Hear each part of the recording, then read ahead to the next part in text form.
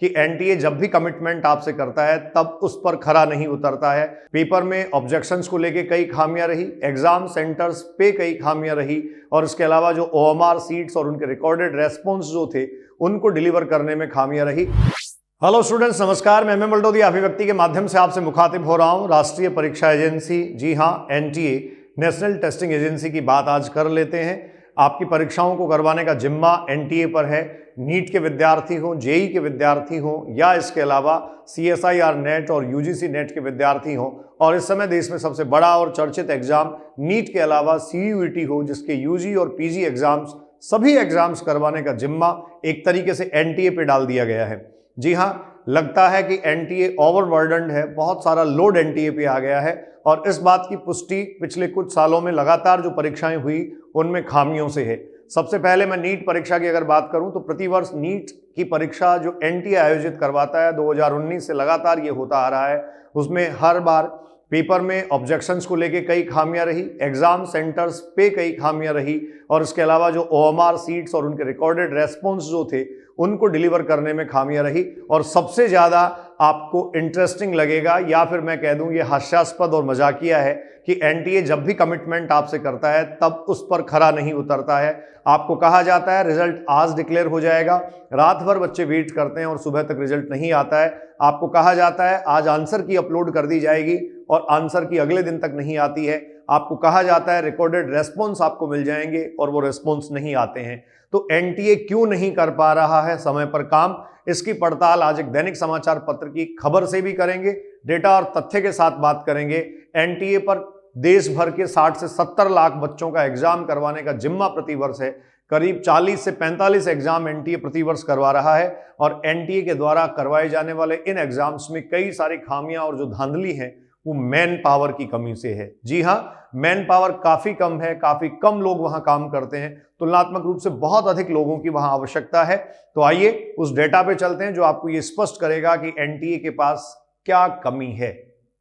जी हां students, NTA द्वारा करवाए जाने वाले एग्जाम्स में 60 लाख से ज्यादा अभ्यर्थी शामिल हो रहे हैं हर साल, और एनटीए 42 परीक्षाएं आयोजित करवा रहा है। करीब 42 एग्जाम्स जो हैं वो प्रतिवर्ष करवाई जानी है, और स्टाफ मात्र 426। मैं आपको याद दिला दूं, एनटीए नेशनल टेस्टिंग एजेंसी का गठन कुछ राष्ट्रीय स्तर की परीक्षाएं करवाने के लिए हुआ था, लेकिन अब बहुत सारी परीक्षाओं को राष्ट्रीय स्तर का बना दिया गया है। शायद ये ऐसा इसलिए है। खैर, ये यूनिफॉर्मिटी सही है, एक कॉम्पिटिटिव स्पिरिट विद्यार्थियों में पैदा होती है, लेकिन विद्यार्थियों को खामियाजा नहीं भुगतना पड़े, सही एग्जाम और समय पे एग्जाम करवाया जाना निश्चित तौर पर सरकार की जिम्मेदारी है। एनटीए पिछले 5 साल से आउटसोर्सिंग के भरोसे चल रही है। आउटसोर्सिंग क्या होता है? देखिए, 3 प्रकार के कर्मचारी होते हैं, जैसा यहां भी दिया गया है। कुछ कर्मचारी और एम्प्लॉयज डेपुटेशन पे हैं, कुछ कॉन्ट्रेक्चुअल हैं, कॉन्ट्रैक्ट पर लगाए हैं, और कुछ आउटसोर्स है। इसका मतलब एक एजेंसी किसी दूसरी एजेंसी के कर्मचारियों पर काफी निर्भर करती है, या उसकी हेल्प ले लेती है, या जैसे एक कंपनी जो है वो दूसरे कंपनी के कर्मचारियों पर भरोसा करती है। 2018 से प्रोसेस शुरू हुआ। 2019, 20 और 21-22 के ये सारे डेटा आपके सामने, 5 सालों के डेटा आपके सामने हैं, जिसमें देखिए कार्यरत कितने थे, जॉब कितनों ने छोड़ी। डेपुटेशन पर टोटल 45 लाए गए, जिनमें से 12 जो हैं वो नौकरी छोड़कर जा चुके हैं। कॉन्ट्रैक्ट पर 147 लाए गए, जिनमें से 45 जा चुके हैं, मतलब करीब 100 कर्मचारी यहां बचे हैं। आप देखेंगे तो 30 से ऊपर कर्मचारी यहां बचे हैं।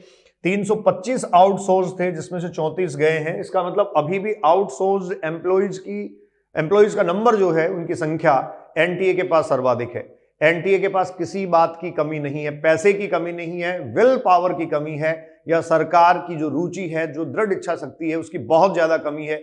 बच्चों, मैं आपको बता दूं, पहले भी कई वीडियोज के माध्यम से मैंने आपको अवगत करवाया है, एनटीए अकेला ऑब्जेक्शन से, नीट एग्जाम की बात कर रहा हूं, सिर्फ नीट एग्जाम के ऑब्जेक्शन से, या नीट एग्जाम में जो पेपर आता है उसके जो करेक्शंस होते हैं, जो ओएमआर सीट के रिकॉर्डेड रेस्पॉन्स होते हैं, उनके ऑब्जेक्शन से 2019, 20, 21 से 200 करोड़ रुपए से ज्यादा कमा चुका था।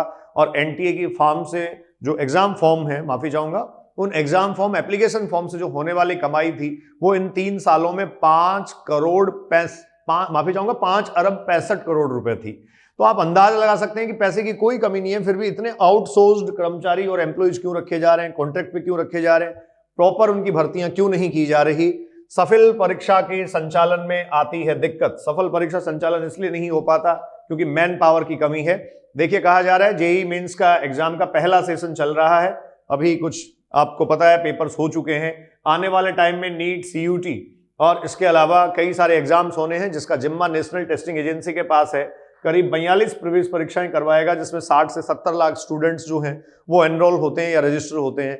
आपको मैं याद दिला दूं, देश का सबसे बड़ा एग्जाम सीयूईटी है, जिसमें करीब 19 लाख विद्यार्थी पिछले साल बैठे थे। इसके बाद नीट का एग्जाम है, जिसमें 18 लाख के आसपास विद्यार्थी एनरोल हुए, 16 लाख के आसपास विद्यार्थी उसमें जो है वो बैठे।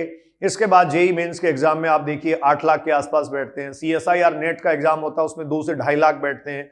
यूजीसी नेट का एग्जाम होता है, जिसमें वही 8 से 10 लाख विद्यार्थियों की संख्या रहती है। तो इस प्रकार से बहुत सारे ऐसे बड़े एग्जाम्स हैं जो एनटीए करवा रहा है। और शुरुआत में इस एजेंसी पर सिर्फ JEE, NEET, NET, CMAT, GPAT जैसी परीक्षाओं की जिम्मेदारी थी, लेकिन 5 साल में परीक्षाओं की संख्या जो है वो बढ़कर 40 के पार हो गई है। ऐसे में परीक्षाओं के सफल संचालन के लिए एजेंसी के पास पर्याप्त मैन पावर नहीं है। आर्थिक पक्ष की बात करें तो 2018-19 में 10 करोड़ रुपए मिले थे। सिर्फ 2018-19 में जो है वो एनटीए की कमाई, मतलब सिर्फ एग्जाम फॉर्म जो है उस एग्जाम फॉर्म से और बाकी सारी चीजों से 10 करोड़ रुपए मिले थे। अब आर्थिक जरूरतें आवेदन फॉर्म से मिलने वाली राशि से पूरी की जा सकती हैं। मतलब एनटीए को इतना पैसा जो है वो एग्जाम फॉर्म से ही मिल जाता है, एप्लीकेशन फॉर्म से ही, कि वो अपनी सारी जरूरतें पूरी कर सकती है।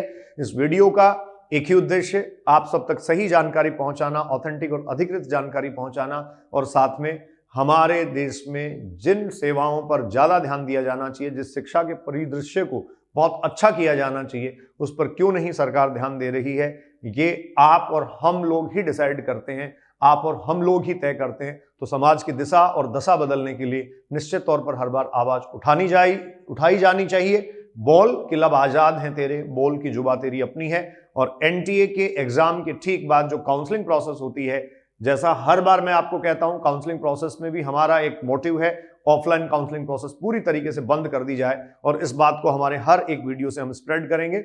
मैं एमएम बलडोदिया अभिव्यक्ति के माध्यम से आपसे जुड़ रहा था। एमएम बलडोदियाज अभिव्यक्ति प्लेटफॉर्म से आप जुड़िए, मोस्ट ऑथेंटिक इंफॉर्मेशन और एक्यूरेसी के साथ इंफॉर्मेशन आप तक पहुंचेंगी। हम सदैव जुड़े रहेंगे, आप अपना प्यार, स्नेह यूं ही लुटाते रहें। बहुत बहुत धन्यवाद, नमस्कार।